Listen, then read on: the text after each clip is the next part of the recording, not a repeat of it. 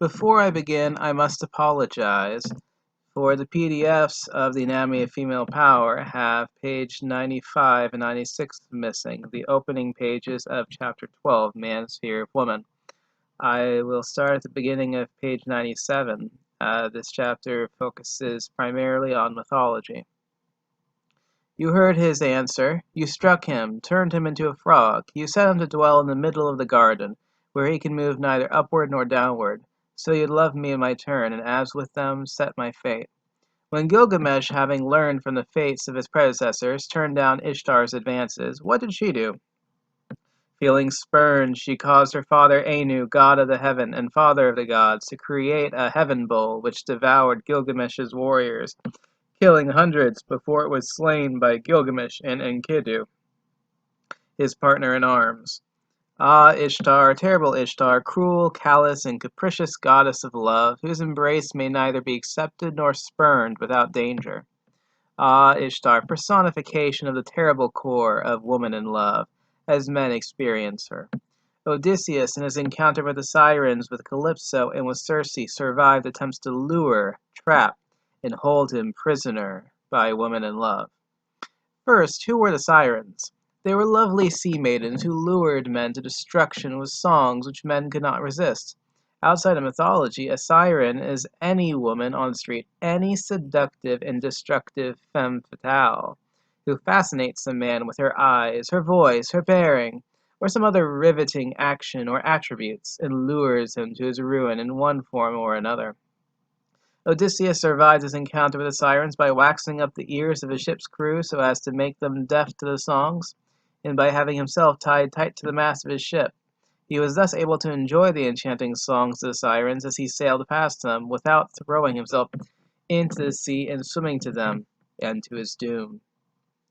And what about Calypso? When Odysseus landed on her island, the nymph received him kindly, looked after him, proposed to marry him, and planned to give him immortality and ageless youth, if only he would remain with her forever. Why did all that not persuade Odysseus to stay? He had other plans. After his years away at the Trojan War, he was keen to get home to his wife and son. Calypso had no sympathy for that. Hoping to habituate him to herself, she plied him with hospitality, and kept him on her island for 8 years. Kept him there, a cold lover with an ardent dame, after the nymph had long ceased to please. She might have kept him prisoner for the rest of his life, had Zeus, king of the gods, not intervened and ordered her to give him up. Now, no man who loves his liberty, who has other plans for his life, would welcome being held against his wishes, however gently and sumptuously, even with the promise of immortal youth. Circe was the sorceress who turned men into swine. When Odysseus came to her island, he sent his men out to explore it. They found the home of Circe. She welcomed them, fed them porridge, and then, with a wave of her hand, turned them into pigs and ordered them to her pigsty for later slaughter. Only Eurylochus escaped to tell Odysseus what had happened. After consulting his gods, who told him how to resist Circe's charms, Odysseus set out to meet Circe and rescue his men. Let us consider Circe's tricks and how Odysseus countered them. Her first trick was to serve him drugged pottage, which would weaken his resistance to her magic, and then to wave her wand and order him off to the pigsty. When her pottage and wand technique failed, she didn't give up, but tried another trick.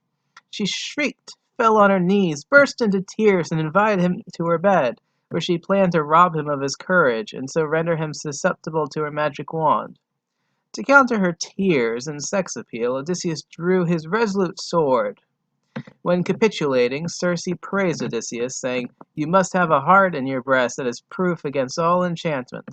That was high praise indeed, she added. "I beg you now to put up your sword and come with me to my bed, so that in love and sleep we may learn to trust each other." The encounter between Circe and Odysseus illustrates that, when tangling with a woman's desire, a man is embattled with a predatory goddess whose appetite is implacable.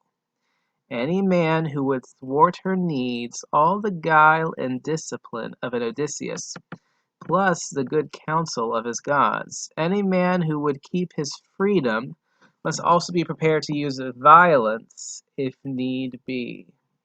Woman, like the slave hunter, wants to live.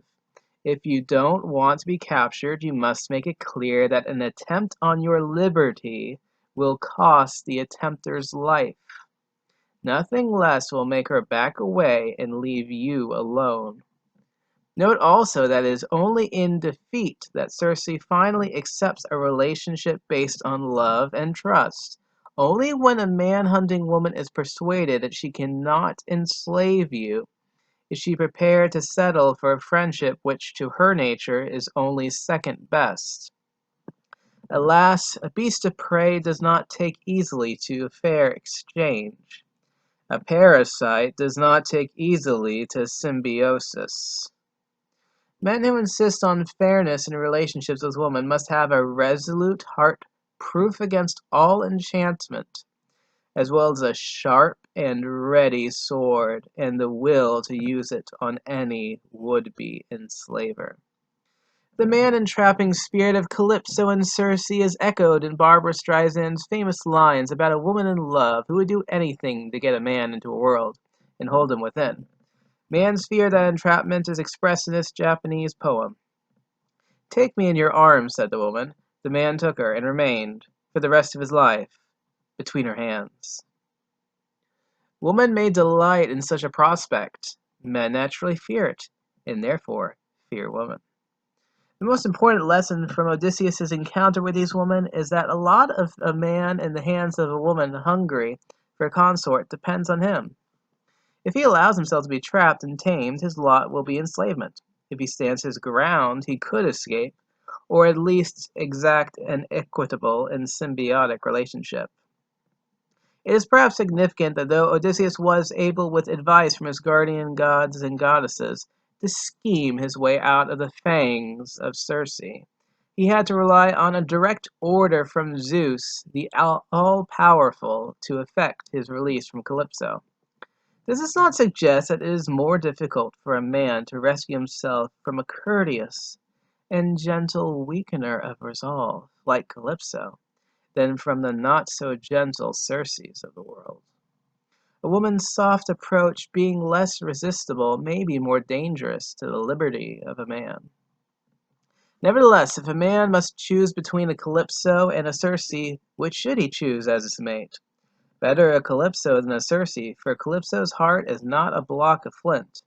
She knows what pity is, she has some sense of what is fair, and one could negotiate a deal with her, which is most unlikely with a Circe, whose style of domination is not amenable to negotiation or compromise, not until she is decisively defeated, and perhaps not even then. The wonderful thing about the adventures of Odysseus is that he is a master of ruses, one from whom many survival tricks may be learned. His encounters with the Sirens, with Calypso, and with Circe ought to be used to teach standard lessons to adolescent boys as they begin relationships with predatory women. The Hebrew story of the fall of man is usually read as the story of the fall of the human species, male and female together, from paradise, and of its banishment to a life of toil and hardship outside the primeval Garden of Eden, but includes a much more specific fall than that.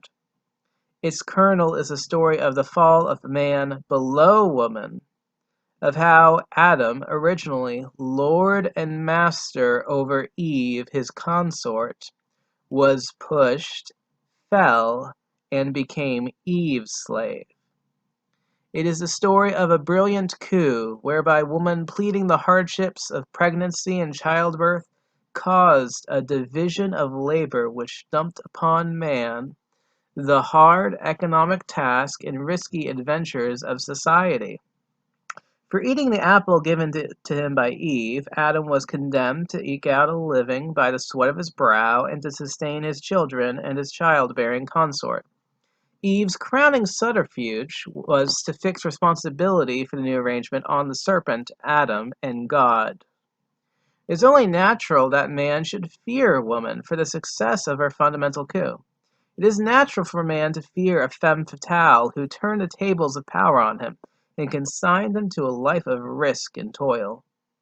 Given the very strong aversion of all primates have to snakes and snake-like forms, it is even more natural for man to fear a person who traffics with and is a confidant of snakes. These myths encapsulate the male experience of woman as consort. They are sometimes experienced as Ishtar, whose desire may neither be satisfied nor spurned without danger, or as Circe, the enslaving magician, or as the Sirens, the deadly enchantresses, or as Calypso, the gentle imprisoner and weakener of resolve, or as Eve, the temptress who communes with snakes and reduced man to a life of hard labor. Their common lesson to men is, fear woman! The average man reacts to them thus. If Adam, the father of all, fell before Eve, who am I to resist a daughter of Eve? Yes, Gilgamesh and Odysseus overcame those dangerous women, but do I have the talent and resolute will of those heroic men? Yes, indeed. Fear woman! And if and when they catch you, obey and serve them. A psychological climate of fear greatly helps the arbitrary ruler. Just as the many, though implicitly stronger, are inhibited from overthrowing their ruler and his handful of guards, so too the cowed man, even if stronger than his woman, is inhibited from freeing himself from a rule. Man's fear of woman establishes a psychological climate in which female power can hold sway without brute force.